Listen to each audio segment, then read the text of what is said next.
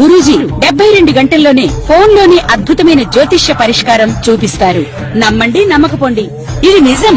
శ్మశాన కాళి రుద్ర చౌడీదేవి ఆరాధకులు నంబర్ 1 వశీకరణ స్పెషలిస్ట్. గురూజీ మనిషి పుట్టుక నుండి చనిపోయే వరకు వచ్చే అన్ని క్లిష్టమైన సమస్యలకు పరిష్కారం ఇక్కడ లభిస్తుంది. విద్య, ఉద్యోగం, వ్యవహారం, స్త్రీ ప్రేమ, పెళ్లి, సంతానం, స్త్రీ పురుష వశీకరణం, భూవశం, భార్యాభర్తల కలహాలు, కోర్టు సమస్యలు, విడాకుల సమస్యలు, చేతబడి, అప్పుల బాధ, ఇంకా మీకు ఎలాంటి సమస్యలు ఉన్నా 72 గంటల్లోనే శాశ్వత పరిష్కారం చేయబడును. శ్రీగురుభ్యో నమః. హరి ఓం. శ్రీ మహాగణాధిపతయే నమః. శ్రీ మహాసరస్వత్యై నమః. శ్రీగురుభ్యో నమః. హరి ఓం. ఈ ఫిబ్రవరి 17వ తారీఖున గ్రహణము అనేటువంటిది మన భారతదేశంలో ఎక్కడా కూడా కనిపించడం లేదు. ఎటువంటి నియమ నిష్ఠలు పాటించవలసిన అవసరము లేదు. ప్రసార మాధ్యమాల్లో వచ్చేటువంటి ఎటువంటి అవాస్తవాల్ని కూడా నమ్మకండి. మేషం మొదలుకొని మీనరాశి వరకు కూడా ఈ అమావాస్యలో మంగళవారం రోజు గ్రహణం పడుతోంది. ఆ దానాలు చేయండి, ఈ దానాలు చేయండి అనేటువంటివి వస్తుంటే కనుక వాటిని నమ్మవద్దు. 17వ తారీఖు బహుళ అమావాస్య మంగళవారం రోజున పంచగ్రహ కూటమి ఏర్పడుతోంది. అంటే 5 గ్రహాలు ఏకస్థలంలోకి విచ్చేస్తున్నాయి. ఈ యొక్క పంచగ్రహ కూటమి ప్రభావం అంతా కూడాను మార్చి 1వ తారీఖు వరకు కూడా ఉంటుంది. అయితే ఈ అమావాస్య నుంచి ప్రారంభం చేసుకుని మార్చి 1వ తారీఖు వరకు కూడా మేషం నుంచి మొదలు పెట్టుకుని మీనరాశి వరకు వారి ఆలోచన విధానం మారుతుంది. ఈ ఆలోచన విధానం వల్ల మేషం మొదలుకొని మీనరాశి వరకు కూడా ఆర్థికంగా ఏదన్నా మంచి అవకాశాలు కానీ, ఆకస్మికమైన ధనం లభించడం కానీ, లేదా ఆర్థిక ప్రణాళికలో మార్పులు చెందడం కానీ, అప్పులు తీరేటువంటి మార్గాలు కానీ ఎటువంటివి ఏమన్నా ఉన్నాయా, ఏమన్నా ప్రమాదాలు జరిగేటువంటి అవకాశం ఉందా, మేమేమన్నా కొత్త పనులు ప్రారంభం చేయాలి అంటే కనుక ఈ సమయంలో చేసుకోవచ్చా, వీటన్నిటినీ కూడా మనం ఒకసారి పరిశీలన చేద్దాం. ఈ 17వ తారీఖు నుంచి 1వ తారీఖు మార్చి 1వ తారీఖు వరకు ఆదివారం వరకు అన్నమాట, మేషం మొదలుకొని మీనరాశి వరకు జరిగేటువంటి ప్రభావాలు, ఫలితాలు అన్నీ కూడా గోచార రీత్యా మీకు తెలియజేయడం జరుగుతుంది.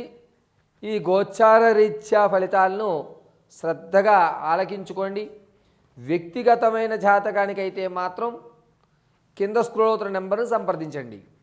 అయితే పంచగ్రహ కూటమి వల్ల ఏ ఏ రాశి వారికి ఏ విధమైన ఫలితాలు సంభవిస్తున్నాయి అనేటువంటి విషయంలో మనం విడివిడిగా రాశి 12 రాసుల వారిని కూడా మనం ఒకసారి పరిశీలన చేద్దాం. శ్రీ గురుభ్యో నమః. హరి ఓం. ద్వాదశ రాశుల్లో 7వదైనటువంటి తులారాశి ఈ 17వ తారీఖు బహుళ అమావాస్య మంగళవారం నుండి ప్రారంభం చేసుకుని త్రయోదశి ఆదివారం 1వ తారీఖు మార్చి 1వ తారీఖు వరకు కూడా పంచగ్రహ కూటముల వల్ల ఏ విధమైన ఆర్థిక ఇబ్బందులు కలుగుతున్నాయి అంటే, వీరు ఇంతకుముందు నేను ధనం ఇచ్చేస్తాను అని నమ్మి పలికి మీ దగ్గర ఎవరైతే ధనం తీసుకున్నారో వారు ధనం ఇవ్వకపోవడం, నేను నమ్మిన వాళ్ళు నన్నే మోసం చేశారు అనేటువంటి విషయాన్ని గ్రహించడం, నేను ఎవరికి కూడా ఇక నుంచి ధనం ఇవ్వకూడదు అని ఒక నిర్ణయానికి రావడం చేస్తూ ఉంటారు. ఆర్థికంగా ప్రణాళిక అనేటువంటిది ఇబ్బంది పడినా సరేలే మనం ఇదే స్థాయిలో ఉండాలి అనేటువంటి ఒక నిర్ణయానికి తెచ్చుకుంటుంటారు. పైగా ఆర్థికంగా కొంచెం ఇబ్బంది పడుతూ ఉంటారు.